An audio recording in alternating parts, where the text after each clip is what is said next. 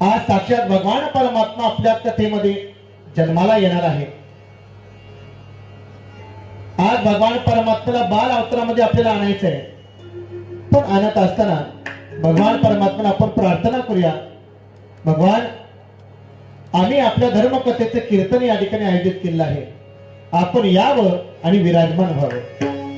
आइए महाराज विराजिए, आइए महाराज विराजिए, आइए महाराज